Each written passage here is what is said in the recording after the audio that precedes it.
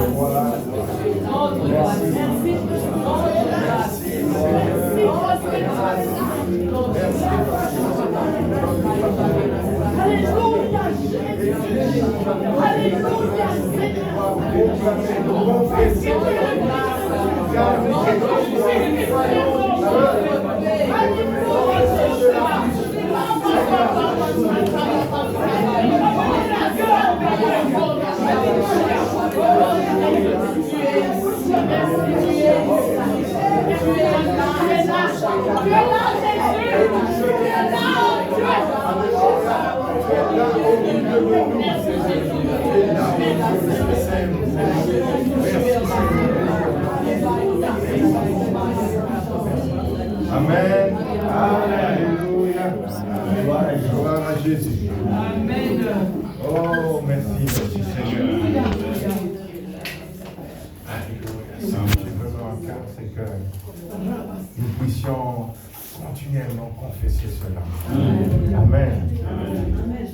Même lorsque nous sommes dans des histoires, dans des problèmes, des difficultés, nous devons confesser que je crois en toi. Amen.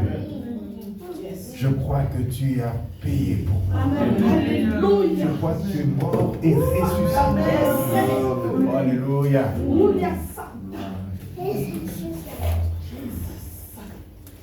Le chrétien d'aujourd'hui ne fait pas beaucoup de confessions. Amen. Les chrétiens avant, c'était au fait la parole de Dieu. Lorsque quelqu'un allait enseigner, ce que nous savons, c'est qu'il faisait la confession. C'était la confession de foi. C'était le credo. Amen. Amen. Je crois en Dieu. Amen. Le Père Tout-Puissant. Amen. Amen. Amen. Créateur du ciel et de la terre. Amen. Je crois en Jésus, son Fils. Amen. Très bien. Gloire à Dieu. Le Seigneur est bon. Amen. Sola Scriptura. Seule l'Écriture. Amen. Solus Christus. Seul le Christ. Alléluia. Sola Gratia. Seule la grâce peut sauver. Amen. Amen.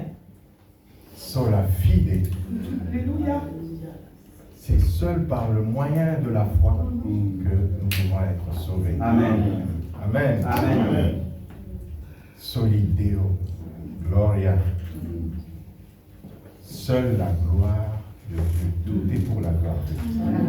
Ce sont les 5 principes du protestantisme et des principes qui s'attachent à la confession de la foi. Amen. Amen. À la parole de Dieu que je voudrais vous porter aujourd'hui. Mais je voudrais épingler seulement la sola fide. La sola fide. Seule la foi. Moyen par lequel nous sommes sauvés. Vous voyez, il y a 2 éléments. Il y a la grâce. Nous sommes sauvés par la grâce, par le moyen de la foi. Amen. Amen. Il y a une nuance là. Le moyen de la foi. Un interrupteur pour faire déclencher tout. Amen. La foi est comme un interrupteur. Ce n'est pas la foi qui nous sauve directement. Amen. Mais c'est comme un interrupteur qu'il faudrait enclencher pour qu'on entre en possession de notre salut. Amen. Le salut est déjà là. Amen. Amen. Dieu nous a déjà accordé sa grâce. Et il faut appuyer cet interrupteur. Et continuellement, avec la confession de la foi, nous allons entrer en possession de notre salut pleinement. Amen. Amen. Comme Abraham crut à Dieu et que cela lui fut imputé à justice, Galates 3, 6, 9. Je veux lire moi-même le texte principal de mon message aujourd'hui. Je vais essayer de le brosser parce que rapidement, c'est un long message, mais je vais essayer de prendre rapidement pour que dans les 45 minutes, je ne sais pas, qui me sont confiées ici, je puisse arriver à dire au moins quelque chose. Amen. Comme Abraham crut à Dieu et que cela lui fut imputé à justice, reconnaissez donc que ce sont ceux qui ont la foi. Amen. Qui sont fils d'Abraham. Aussi l'Écriture prévoyant que Dieu justifierait les païens par la foi. Amen. A d'avance annoncé cette bonne nouvelle à Abraham. Toutes les nations seront bénies en toi, de sorte que ceux qui croient, Amen, sont bénis avec Abraham le croyant. Amen. Amen. Le verbe croire est revenu plusieurs fois. Et d'ailleurs, ce verbe croire, qui est pistéo en grec, et qui signifie penser que cela est vrai. Penser, le fait de penser que cela est vrai. Se confier en quelque chose, à quelqu'un, en quelqu'un. Pas à quelqu'un, mais en quelqu'un. Donc il y a une nuance aussi dans ça. Donc au fait, croire en quelqu'un et croire à quelqu'un, c'est différent. Amen. Amen. Et je crois qu'ici, vraiment, cette parole pourra nous parler. Nous allons faire d'autres lectures. Je veux prendre une autre lecture. Abraham eut confiance en l'Éternel, qui le lui imputa à justice. Car Dieu a tant aimé le monde qu'il a donné son Fils unique, afin que quiconque croit, amen, en lui ne périsse point, mais qu'il ait la vie éternelle. Amen. Celui qui croira et qui sera baptisé sera sauvé, mais celui qui ne croira pas sera condamné. Donc je vais vous donner rapidement les versets. C'est Genèse 15, 6. Donc il y a Jean 3, 16 que j'ai lu ici. Et puis il y a Marc 16, 16. Alors, je vais prendre un dernier. Acte 16, 29 à 31. Alors le geôlier, ayant demandé de la lumière, entra précipitamment et se jeta tout tremblant aux pieds de Paul et de Silas. Il les fit sortir et dit, Seigneur, que faut-il que je fasse pour être sauvé? Paul et Silas répondirent, crois au Seigneur. Amen. Jésus, et tu seras sauvé, et ta famille. Le texte principal, vous l'aurez compris, c'est Galates 3, 6, 9. C'est là où il y a plus de références à croire. Amen. Amen. Parce que ça nous ramène aussi dans l'Ancien Testament, d'où est venue cette racine, puisque nous sommes héritiers de la foi. Amen. Nous avons hérité de cela. Et je crois qu'il faudrait qu'on puisse voir un tout petit peu la grande portée de la foi dans la vie du chrétien. Amen. J'ai choisi d'intituler mon message « Croire pour être sauvé ». Prions le Seigneur. Merci Seigneur, gloire, merci parce que Seigneur, tu nous amènes aujourd'hui à confesser à travers ce message, d'avoir, Seigneur, un message de profession, une profession de foi. Croire. Mais toute profession de foi commence, Seigneur de puissant, par croire. Croire. Pour te suivre, il faut te croire.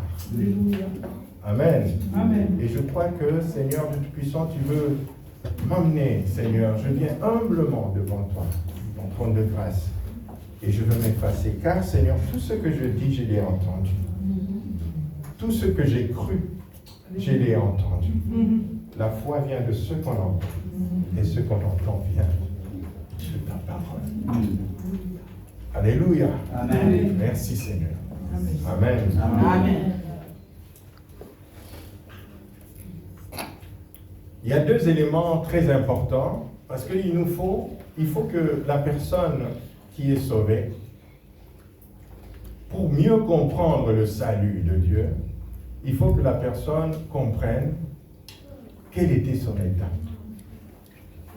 Pour mieux comprendre, il faut que la personne sache quel était son état. Si une personne vient vous dire aujourd'hui, je suis guéri, vous lui demandez, tu étais malade. Amen. Et donc, il faut absolument que la personne se rende compte de son état de périssement, sa souffrance, de là où il venait. Parce que sinon, on ne comprendra pas qu'on était malade. On a l'habitude de dire, on est sauvé, on est sauvé, on est sauvé, mais on ne comprend pas très bien de quoi nous avons souffert. Et je pense qu'il y a le rôle aussi quelque part de la loi. Amen. Amen. La loi, elle est là justement pour nous révéler ces choses-là, nous révéler notre état de péché. Amen. Mais je vais en venir.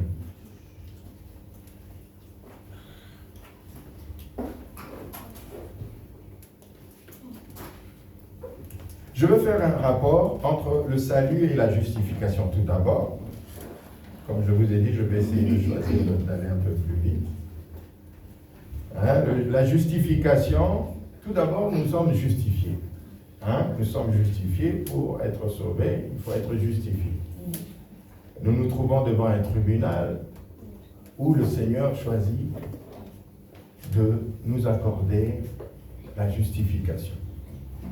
Comme Abraham crut à l'Éternel, cela lui fut considéré comme juste.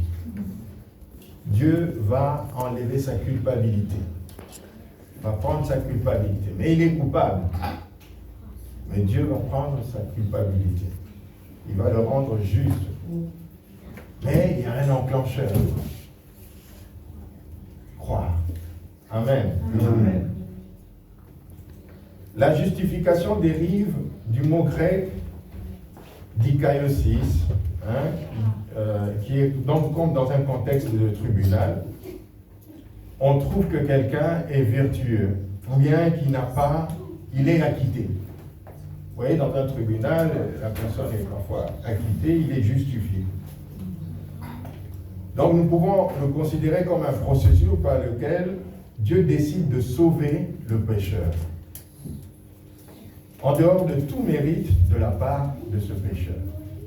Donc ce pécheur, cette personne qui a fait quelque chose, il n'a aucun mérite dans son salut. Amen. Il est acquitté, mais il n'a aucun mérite. Cela signifie que quand Dieu nous acquitte, il nous absout de tout blâme, de la culpabilité de nos péchés. Nous devenons à ses yeux justes et innocents. Cette justification résulte de l'initiative divine à notre égard de nous faire grâce du fait de notre foi envers le pouvoir justificateur du sang de Jésus, versé pour le pardon des péchés. Alors, je vais vous lire au lieu de vous dire toutes ces choses-là, je vais vous lire quelques passages, car tous sont péchés et sont privés de la gloire de Dieu.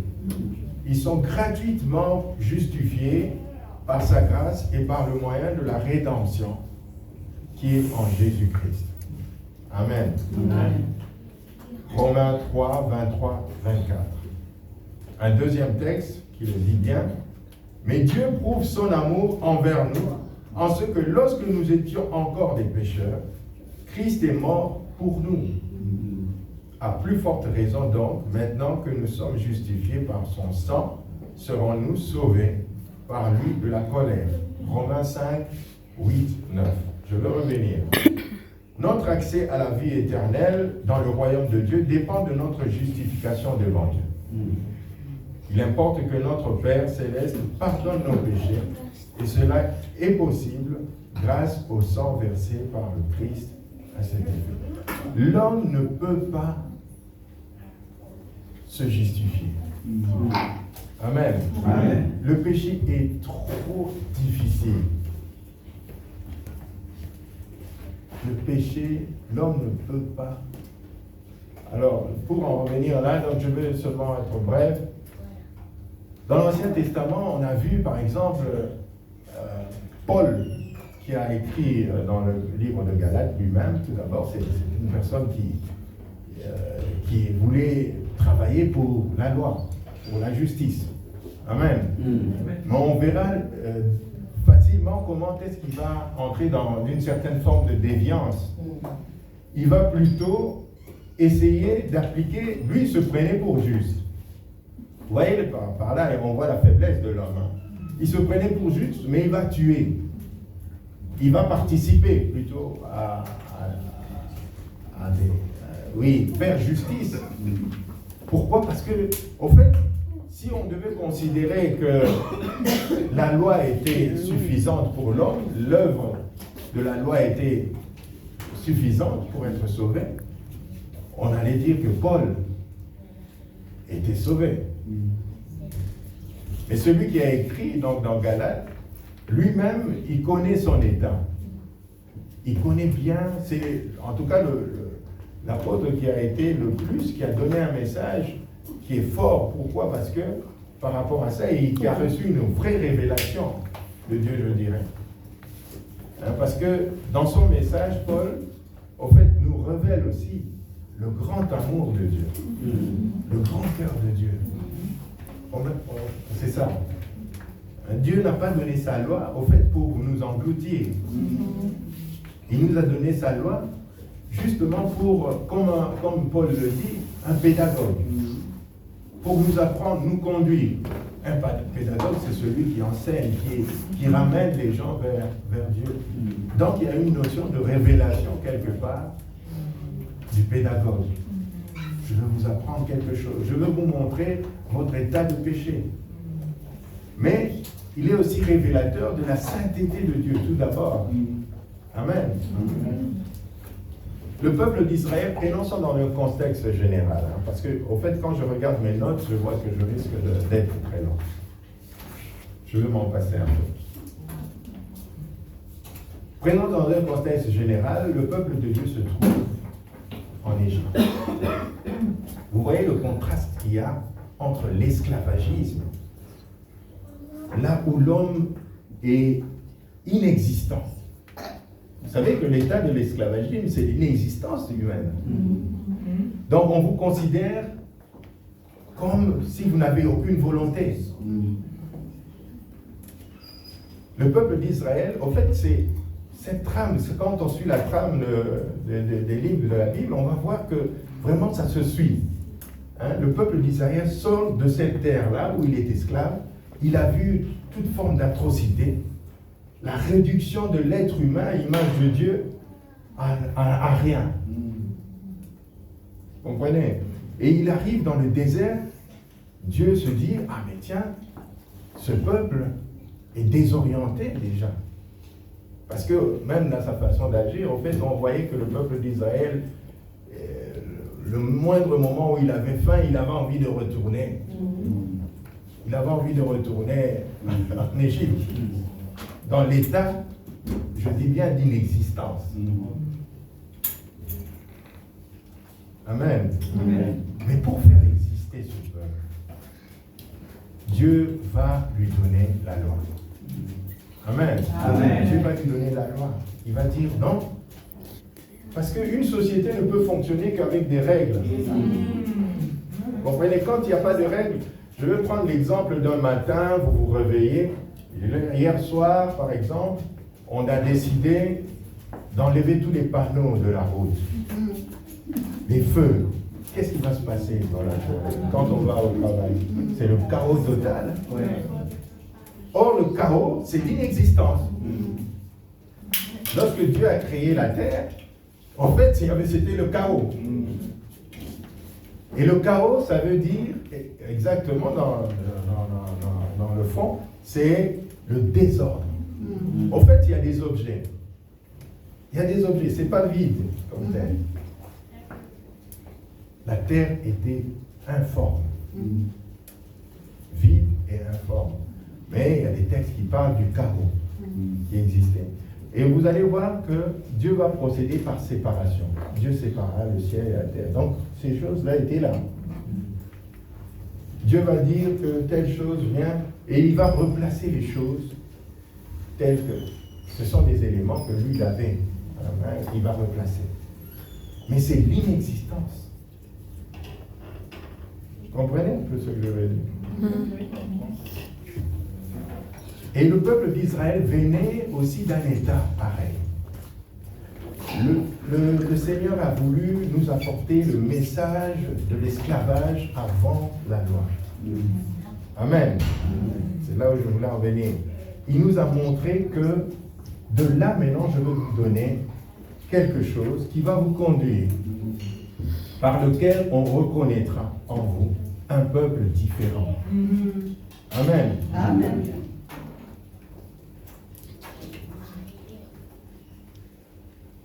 Et Dieu va donner la loi. La loi ne sauve pas. Mais la loi est un pédagogue. La loi organise la société. Vous voyez les lois fondamentaux, la loi naturelle, hein? Dieu a voulu, les 10 commandements, c'est comme ça que ça apparaît. C'est comme vraiment une loi naturelle, parce que ça va de soi.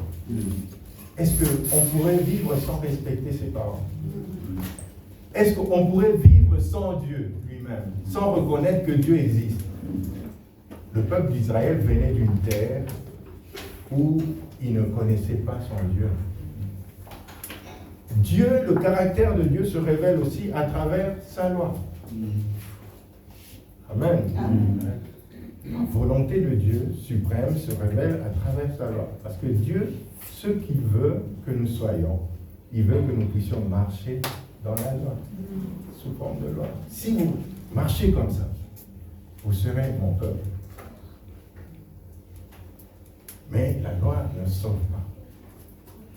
Amen. Amen. Celui qui sauve, c'est qui? C'est Dieu lui-même. Et donc,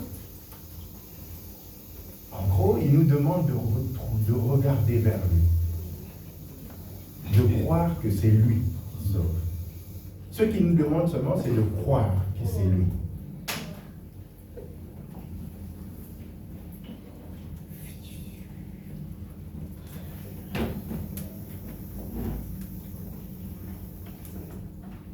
Dieu a tant aimé le monde qu'il a donné son Fils unique afin que quiconque croit en lui ne périsse point, mais qu'il ait la vie éternelle. Jean 3,16. C'est un passage très important de la Bible. Et ça résume un peu ce que je viens de dire ici. Dieu a tant aimé. Ce passage révèle tout d'abord l'amour de ce grand Dieu. Il a aimé le monde. Il a toujours aimé le monde. Et puis, il a fait don de son Fils unique. Amen. Amen. Et donc, nous devons croire à cela. Pourquoi croire? Il y a un passage de la Bible qui nous dit que sans la foi, on ne peut être agréable. Je le lis. Or, sans la foi, il est impossible de lui être agréable, car il faut que celui qui s'approche de Dieu croit que Dieu existe et qu'il est le rémunérateur de ceux qui le cherchent. Amen. Amen. Pourquoi croire?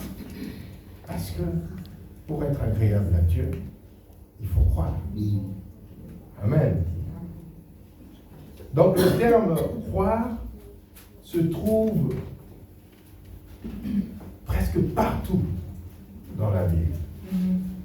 Je l'ai compté, j'ai vu dans un manuel là que c'était au moins 248 fois qui a été cité. Et j'aime aussi ce passage ici de Romains 10, 9, 11 qui dit « Si tu confesses de ta bouche, et c'est ce que nous avons fait aujourd'hui, et si tu crois dans ton cœur que Dieu l'a ressuscité des morts, tu seras sauvé. » Amen. Amen. Car c'est en croyant du cœur qu'on parvient à la justice, et c'est en confessant de la bouche qu'on parvient au salut. C'est là qu'il est dit « Quiconque croit en lui ne sera point confus. » Amen. Amen. Pourquoi croire?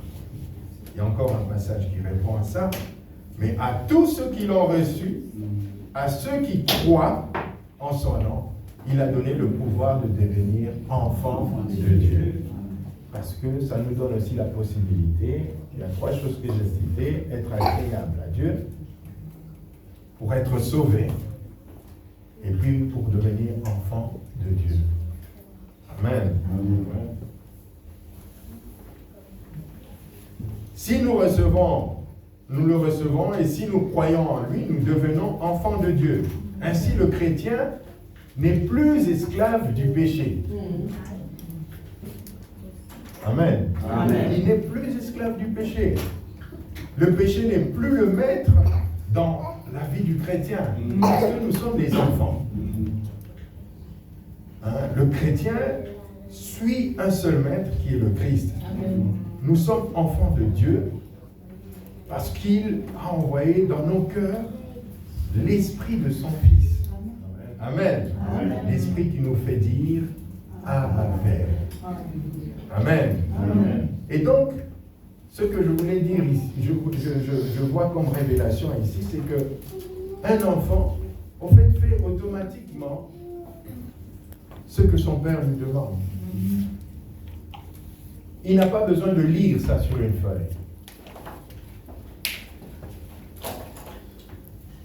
La loi qui a été donnée sur les tablettes, et là, comme je vous ai dit, c'est quelque chose qui est maintenant dans le cœur du chrétien.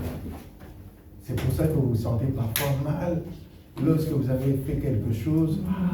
Je ne me sens pas bien, j'ai fait quelque chose qui n'est pas bien. Celui qui n'a jamais été dans la parole de Dieu,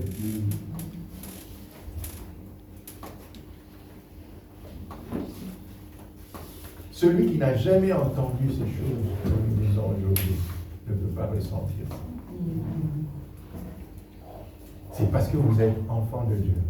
Dites-vous bien quand vous souffrez pour quelque chose que vous n'avez pas fait bien dans votre vie.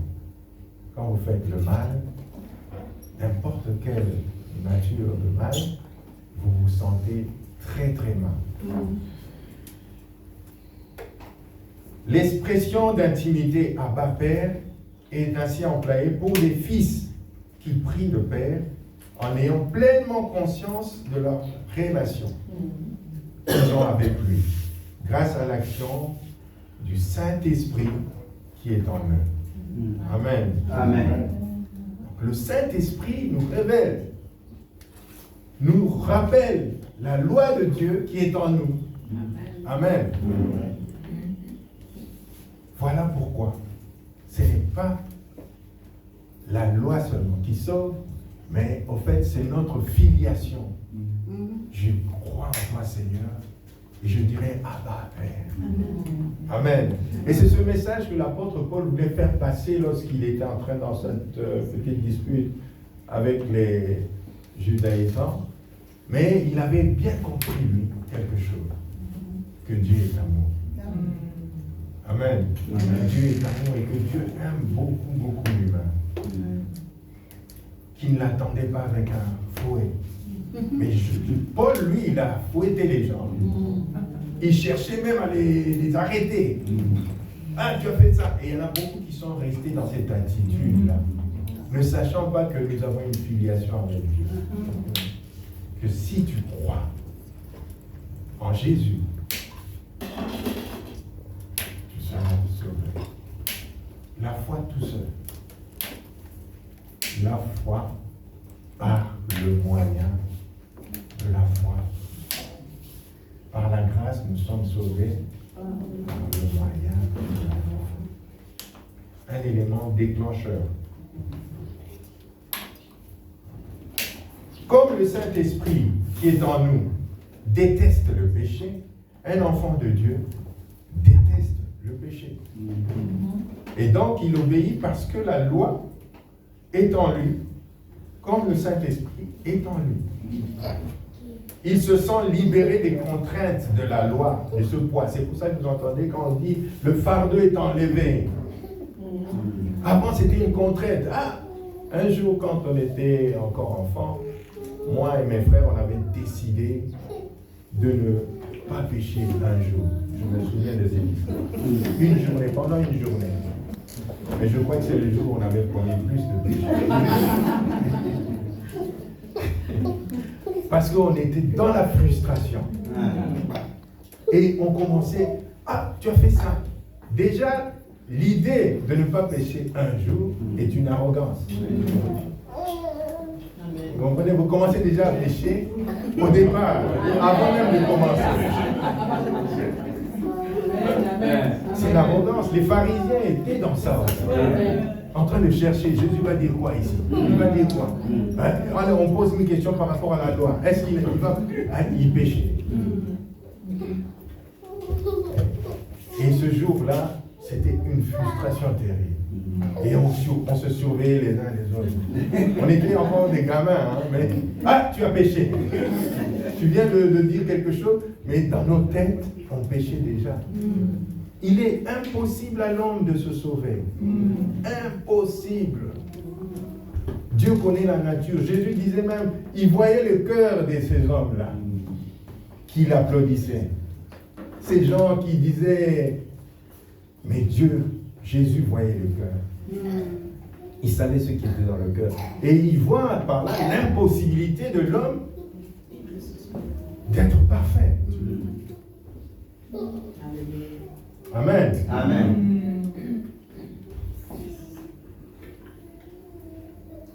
Ce jour-là, on a fini notre concours en se disant, je crois que c'est impossible.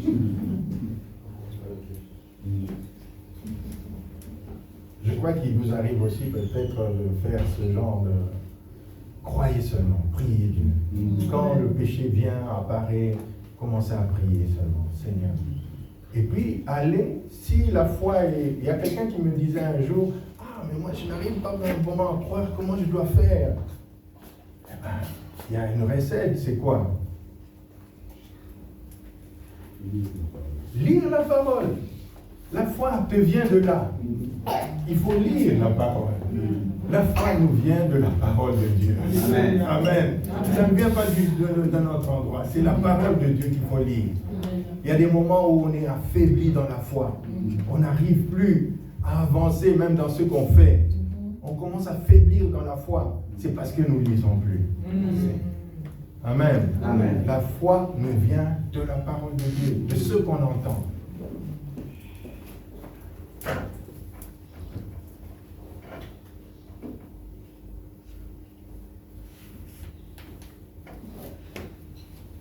L'homme, l'enfant de Dieu, n'obéit pas par contrainte, mais par intimité avec son Père. Amen. Et non pas parce que ce dernier, donc le Père, l'y oblige, mais à cause du lien de filiation qu'il a avec son Père. Le Père l'aime non pas parce qu'il le mérite, mais parce qu'il lui appartient. Amen. Nous comprenons par là que l'amour de Dieu pour nous est inconditionnel. Dieu, son amour est inconditionnel. La foi nous vient de lui et il nous permet, à travers sa parole, de nous alimenter, d'alimenter la foi, d'alimenter notre foi. Amen. Amen. Nous sommes sauvés par le moyen donc de la foi, non par les œuvres. En l'affirmant, nous marquons aussi notre humilité devant Dieu. Amen. C'est pour dire que, ah non, ce n'est pas par ma propre force que je peux arriver à faire tout ça. Donc on est humble. Nous reconnaissons que seul Dieu peut sauver. Car c'est par la grâce que vous êtes sauvés, par le moyen de la foi.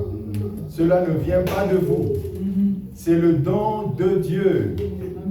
Ce n'est point par les œuvres afin que personne se glorifie. Éphésiens 2, 8, 9. Amen. Amen. Ce n'est pas moi. Même quand je vous parle ici, ce n'est pas moi. Amen. C'est Dieu. Aussi l'Écriture prévoyant que Dieu justifierait le païen par la foi a d'avance annoncé cette nouvelle à Abraham. Toutes les nations seront bénies en toi, de sorte que ceux qui croient sont bénis avec Abraham le croyant. Ce que nous avons lu avant. Alors, dans notre passage, je veux demander à une personne peut-être de lire ça, parce que j'ai quand même beaucoup lu. Je ne sais pas. Matthieu 19, 16 à 26. Pour seulement enfoncer le clou sur ce que j'ai dit. Ce que le Saint-Esprit veut nous apprendre aujourd'hui, c'est un bon récit de l'homme riche. Matthieu 19, 16 à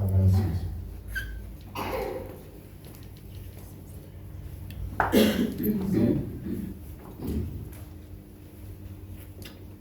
Et voici un homme s'approcha et dit à Jésus, Maître, que dois-je faire de bon pour avoir la vie éternelle? Il lui répondit, Pourquoi m'interroges-tu sur ce qui est bon? Un seul est le bon. Si tu veux entrer dans la vie, observe les commandements. Lesquels, lui dit-il? Et Jésus répondit, tu ne tueras point, tu ne commettras point d'adultère, tu ne déroberas point, tu ne diras point de faux témoignages. Honore ton père et ta mère, et tu aimeras ton prochain comme toi-même. Le jeune homme lui dit, j'ai observé toutes ces choses. Que me manque-t-il encore? Jésus lui dit, si tu veux être parfait, va, vends ce que tu possèdes, donne-le aux pauvres, et tu auras un trésor dans le ciel. Puis viens et suis-moi. Après avoir entendu ces paroles, le jeune homme s'en alla tout triste, car il avait de grands biens. Jésus dit à ses disciples, je vous le dis en vérité, un riche entrera difficilement dans le royaume des cieux. Je vous le dis encore, il est plus facile à un chameau de passer par le trou d'une aiguille qu'à un riche d'entrer dans le royaume de Dieu. Les disciples ayant entendu cela furent très étonnés et dirent, qui peut donc être sauvé? Jésus les regarda et leur dit, aux hommes cela est impossible, mais à Dieu tout est possible. Amen. Amen. Qui peut donc être sauvé? Aux hommes, cela est impossible. À Dieu, tout est possible. Donc, il faut croire à Dieu pour déclencher ça. Amen. Amen. C'est impossible. Tu peux rester chez toi, tu dis, en tout cas, maintenant, je veux commencer à vraiment marcher. Tu prends les 10 commandements. Je suis parti dans une assemblée. En fait, c'était tous les dimanches, on récitait les 10 commandements. On récitait ça. Et on inculquait ça aux gens. Mais quand nous, on est ici, vous allez vous rendre compte, si je vous disais quelque chose, vous allez vous rendre compte que vous connaissez le commandement. C'est incroyable. Hein? En fait, c'est vraiment un effet de Dieu. C'est bien de le lire. Hein? C'est bien, quand même, vous faites bien de le lire. Mais je crois que le commandement de Dieu.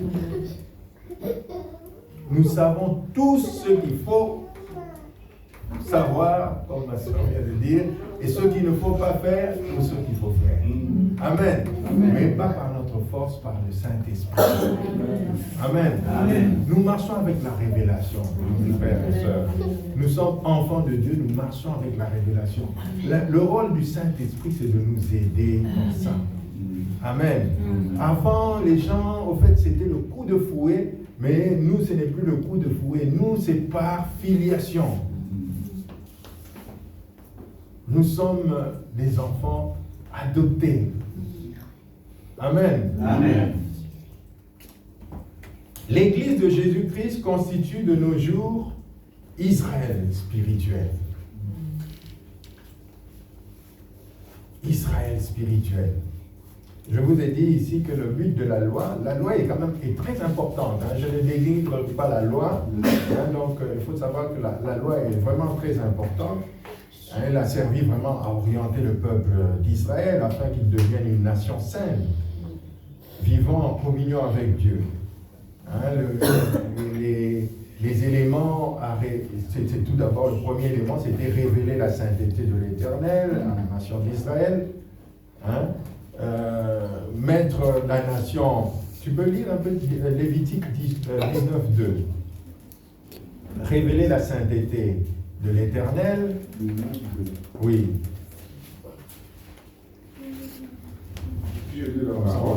On appuie tout ce que nous disons par la parole de Dieu. Oui. Merci. Parle à toute l'assemblée des enfants d'Israël et tu leur diras, soyez saints, car je suis saint, moi, l'Éternel, votre Dieu. Amen. Amen. Et donc là, le rôle de la loi, donc, c'est de révéler aussi la sainteté. Premièrement, c'était de l'Éternel à la nation d'Israël. Parce que s'il veut marcher, ce peuple qui était un peu perdu, puisque quand le peuple d'Israël était en Égypte, il commençait, il y en a d'autres qui étaient aussi, qui voyaient des dieux. Le veau d'or, c'était un dieu égyptien, épi. Et donc, ils avaient pris cette image-là de fabrication, ils étaient dans la confusion. Et donc, il fallait vraiment que la loi les remette un peu sur le chemin. Et le deuxième rôle, le but précis aussi, c'est mettre la nation d'Israël à part les autres nations. 19.5, Exode 19.5, quelqu'un peut lire ça.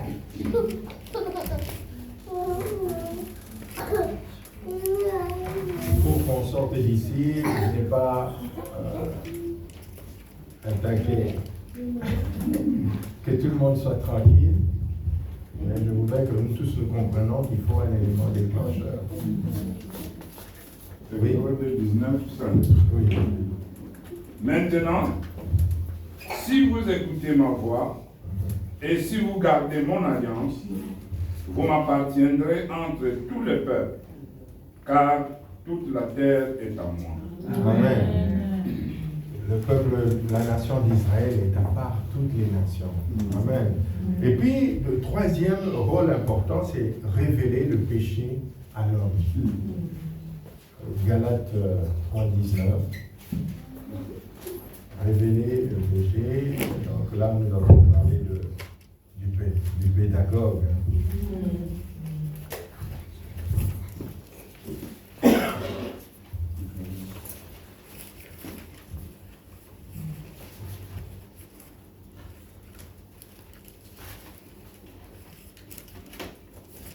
En tout cas, vous êtes bien ici parce que d'habitude, vous allez voir plein d'électronique. Ils sont déjà là-dedans.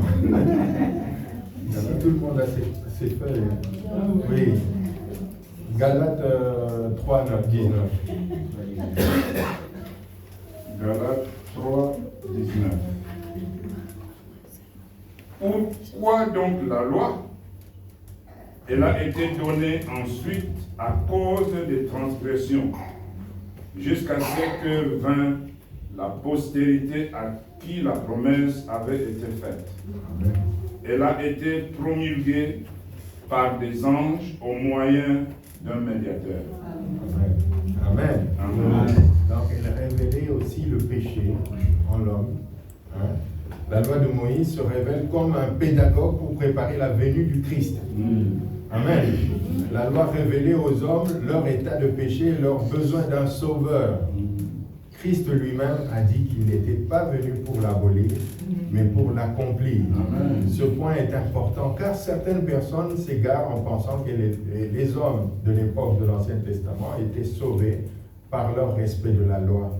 Ainsi que la Bible dit clairement, le salut a toujours été obtenu par la foi seule et que la promesse du salut par la foi que Dieu a faite à Abraham dans le cadre de son alliance avec lui demeure en vigueur. Amen. C'est pour ça que nous avons hérité, l'Église de Jésus-Christ aujourd'hui constitue de nos jours l'Israël spirituel.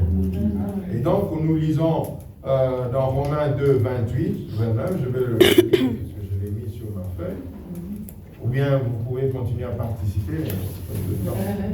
Romains 2, 28, 29. Je vais quand même faire participer quelqu'un encore.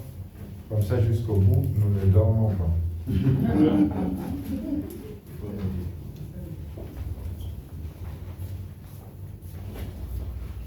L'Église,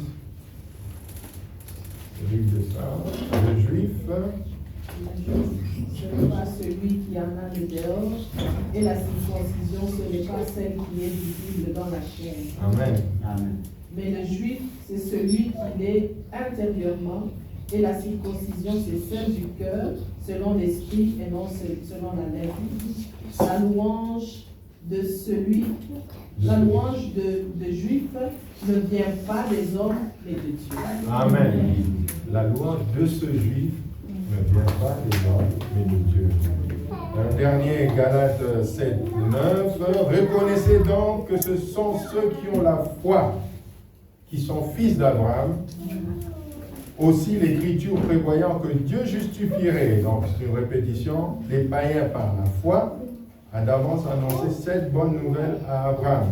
Toutes les nations seront bénies en toi. Ici, les païens sont ceux qui sont hors du peuple des Juifs. Vous comprenez, hein? Et donc, ce sont les païens. Nous aussi, nous faisons partie de ces gens qui sont aujourd'hui juifs, mais de l'intérieur. Amen. Amen. Vous, au contraire, vous êtes une race élue, un sacerdoce royal, une nation sainte et un peuple acquis, afin que vous annonciez les vertus de celui qui vous a appelé des ténèbres à son admirable lumière. 1 Pierre 2, 9. Donc, cette promesse, le fait d'être mis à part, le peuple juif a été mis à part, nous aussi nous sommes mis à part. Amen. Nous sommes un sacerdoce royal. Amen. Amen. Et donc, pour le ministère, nous travaillons pour le ministère, mais au fait, nous avons été comme Abraham. La justice de Dieu est sur nous. Amen. Amen. Et donc, nous avons été aussi libérés du péché. Amen. Amen. Acquittés. Nous devons croire à cela. Nous devons croire à l'œuvre du Christ. Et comme nous avons chanté ici, je crois en Jésus. Je crois qu'il est le Fils de Dieu. Je crois qu'il est mort et ressuscité. Je crois qu'il a payé pour tout. Et je crois qu'il est ici. Et voilà, que son œuvre est en nous. Amen. Amen. Amen. Je veux m'arrêter là et je pense que nous allons prendre l'habitude de plus confesser de la bouche. Le credo, c'est important, frères et sœurs. C'est important, il faut confesser de la bouche. Notre credo est très important. Avant, on le récitait comme ça, mais à force que dans les églises, on n'a plus souvent récité ça. Merci. Mais je crois que hier soir, j'étais dans mon salon, je disais, je vais commencer à le réciter. Parce que c'est en confessant de la bouche. Hein? En confessant et en croyant du cœur que notre salut est inscrit. Amen. Amen. Amen. Que le Seigneur vous bénisse abondamment.